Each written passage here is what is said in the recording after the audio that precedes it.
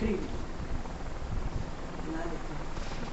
चलिए अपन स्टार्ट कर रहे हैं एलिमिनेशन मेथड। कौन सी मेथड स्टार्ट कर रहे हैं? एलिमिनेशन मेथड, जिसको अपन क्या बोलते हैं? विलोपन विधि। क्या बोलते हैं इसको अपन? विलोपन विधि। विलोपन विधि मीन्स एलिमिनेशन मेथड। इसमें x और y दो वेरिएबल होते हैं। कितने वेरिएबल होते हैं? दो वेरिएबल होते हैं। तो उसमें किसी एक वेरिएबल का क्या करना होता है? एलिमिनेशन। किसी एक का क्या करना होता है? एलिमिनेशन। एलिमिनेशन को हम बोलते हैं विलोपन। क्या बोलते हैं? विलोपन। मतलब किसी एक वेरिएबल का क्या हो जाना चाहिए? एलिमिनेशन। मतलब एलिमिनेशन करने के लिए उनके सामने के नंबर सेम होने चाहिए और साइन कैसे होने चाहिए? अपोजिट होने चाहिए। साइन कैसे होने चाहिए? अपोजिट। दो ही कंडीशन बनती है एलिमिनेशन में कि जिसका भी हम एलिमिनेशन कर रहे हैं उसके सामने के नंबर सेम हो और क्या? साइन कैसे हो? अपोजिट हो। ओके, तो अपन करना है क्वेश्चन बोलिएगा। क्वेश्चन बोले 3x plus 4y is equal to 10। हम इसे नाम देंगे equation number 1। Second 2x minus 2y equals to 2. Is equal to. देखिए सबसे पहली बात, एलिमिनेशन मेथड में x वाले x के नीचे होने चाहिए और y वाले नंबर y के नीचे होने चाहिए। ठीक, अब हमको सोच रहे हैं कि हम x का एलिमिनेशन करें या y का। हम जिसका भी एलिमिनेशन करते हैं उसके सामने के नंबर क्या करना होता है? सेम। तो किसका एलिमिनेशन करना चाहते हैं आप बताइए? y। तो y का यदि हम एलिमिनेशन करते हैं तो y के सामने नंबर क्या करना पड़ेगा हमको? सेम। और साइन कैसे होनी चाहिए? अपोजिट। तो ठीक है, अब नंबर सेम करने के लिए हम क्या करेंगे? ऊपर वाली इक्वेशन में 2 का मल्टीप्लाई, मतलब नीचे वाले y का ऊपर और ऊपर वाले y का नीचे। तो y के सामने क्या है? 4 का नीचे। तो 4 का इक्वेशन 2 में और 2 का इक्वेशन 1 में मल्टीप्लाई करेंगे। क्या लिखेंगे अपन? किसमें? इक्वेशन 1 में किसका मल्टीप्लाई करें? 2 का। तो यहाँ पर बोलेंगे on multiplying in equation first by 2 and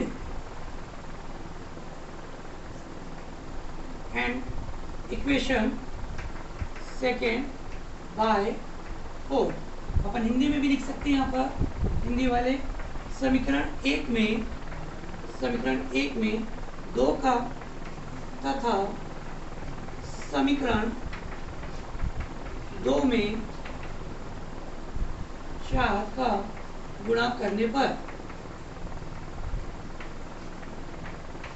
बताइए हम किसका एलिमिनेशन करना चाहते थे अपन? बताओ, x का के y का? y का। ये अपने ऊपर डिपेंड करता है अपन किसका एलिमिनेशन करें। तो अपन ने y का किए, तो अब y के सामने कितनी कंडीशन बनी चाहिए एलिमिनेशन के लिए? 2। क्या? जिसका हम एलिमिनेशन करें उसके सामने के नंबर कैसे हो? सेम। नंबर कैसे हो? सेम। और साइन कैसे हो? अपोजिट। ओके, तो अपन ने देखा नंबर को सेम करने के लिए अपन ने क्या करा? y वाले ऊपर के नंबर्स का सेकेंड इक्वेशन में और नीचे वाले y के सामने के नंबर का फर्स्ट इक्वेशन में क्या करें हमने? मल्टीप्लाई।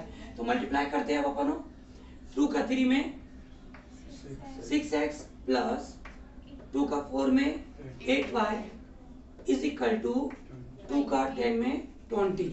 ओके, बट बच्चे कई बार यहाँ गलती करते हैं कि 2 का 10 में करते हैं बट कितना लिख देते हैं? 10। तो यहाँ गलती पे ध्यान रखेंगे आप। ठीक, फिर 4 का करेंगे। 4 का 2 में 4 2 जा x, 4 2 जा 8x माइनस 4 का 2y में करेंगे तो कितना आएगा? 8y इज इक्वल टू 4 का 2 में करेंगे तो कितना आएगा? 8। आप ध्यान देंगे जिसका हम एलिमिनेशन करते हैं उसके सामने के नंबर कैसे हो गए हैं? हो गए सेम। अब हमको देखना है क्या? सेकेंड कंडीशन क्या देखनी होती है हमको? साइन। तो उसके सामने की साइन देखो कैसे हैं? अपोजिट है। क्या साइन चेंज करने की जरूरत है हमें? नहीं है। तो हम क्या लिखेंगे बताइए? जब साइन नहीं बदलना होता है, चेंज नहीं करना होता है, तो हम लिखते हैं ऑन एडिंग, जोड़ने पर। इसका मीनिंग ये निकलता है कि हम जिसका एलिमिनेशन कर रहे हैं उसके साइन चेंज करने की जरूरत नहीं है, साइन नहीं बदलने, इसलिए हमने क्या लिखे? On adding. जो जैसा वैसा ऐड होगा या लेस होगा। तो एक जगह प्लस एक जगह माइनस, 8y से 8y कैंसिल। तो बताइए जोड़ने पर हमने क्यों लिखा, ऑन एडिंग क्यों लिखा? क्या सबको ऐड करना इसलिए लिखा है? नहीं। फिर क्यों लिखा है हमने? कि साइन चेंज करने की जरूरत हमें नहीं है। किसकी? जिसका हम क्या कर रहे हैं, एलिमिनेशन। ओके, तो कई बार बच्चे घर में जाते हैं, अभी तो आप सही बोल रहे हो कि सर साइन चेंज नहीं करना इसलिए हमने ऑन एडिंग लिखा है, बट जब घर जाते हैं तो सोचते हैं ऑन एडिंग का मतलब सब जुड़ रहा है। जैसे यहाँ जुड़ रहा है ना, ऐड हो रहा है 6 और 8 कितना हो रहा है बताओ? 6 और 8 14x। यहाँ भी ऐड हो रहा है 20 और 8 28। तो घर जाके बच्चे सोचते हैं कि अरे ऑन एडिंग का मतलब है सबको जोड़ना है। नहीं, क्या है ऑन एडिंग का मीनिंग क्या है? कि साइन चेंज नहीं करना है। हाँ, बात ये हुई कि ऐसा लग रहा है कि ऑन एडिंग का मतलब यहाँ फॉलो हो रहा है, बट ऐसी कोई बात नहीं है। तो ऑन एडिंग कब लिखते हैं जल्दी बताओ? जब हमको साइन चेंज करने की जरूरत नहीं। कब लिखते हैं? It's okay. और जब साइन चेंज करने की जरूरत है तो हम यहाँ लिखते हैं ऑन सब्ट्रैक्टिंग, घटाने पर। तो बताइए जोड़ने पर कब लिखते हैं, ऑन एडिंग कब लिखते हैं? जब साइन चेंज करने की जरूरत है। Very good. और जब साइन चेंज करने की जरूरत पड़ती है तो ऑन सब्ट्रैक्टिंग। आपको समझ में आया सुहानी? क्या समझ में आया? ऑन एडिंग कब लिखते बताओ? जब साइन चेंज नहीं करना होता है। और जब साइन चेंज करना हो तो क्या लिखते हैं अपन? ऑन सब्ट्रैक्टिंग, घटाने पर। चलिएगा, अब हमें किसकी वैल्यू चाहिए? x की वैल्यू। तो हम ट्रांसफर करेंगे 14 का। तो x is equal to 28 upon 14। तो 14 से 28 कितने टाइम डिवाइड हो जा रहा है? 2 टाइम। तो ये x की वैल्यू आ गई, अपनी x की वैल्यू 2। अब हम इस x की वैल्यू को इक्वेशन 1 या इक्वेशन 2 में क्या करके पुटिंग करके अपन y की वैल्यू फाइंड कर सकते हैं। तो ये वैल्यू अपन कहाँ रखते हैं? अपन इसे रख देते हैं इक्वेशन नंबर फर्स्ट में। Putting the value of x in equation 1। समीकरण 1 में x का मान रखने पर समीकरण 1 में मान रखने पर तो अपन समीकरण 1 इक्वेशन फर्स्ट उतारेंगे अपन सबसे पहले। 3x plus 4y is equal to 10। ये होगी आपकी इक्वेशन नंबर फर्स्ट। किसकी वैल्यू है हमारे पास? x की वैल्यू। तो हमने फर्स्ट नंबर क्यों डाला? फर्स्ट नंबर हमने इसलिए डाला क्योंकि हमने इक्वेशन जैसी की वैसी उतारी, अभी वैल्यू नहीं रखी है, इसलिए अपन ने इक्वेशन फर्स्ट लिख दिया है। बिल्कुल। अब अपन x की जगह x की क्या रखेंगे? वैल्यू रखेंगे। तो x की वैल्यू कितनी है हमारे पास? 2। तो ये 3x इंटू में है, 3 और x कहाँ में है?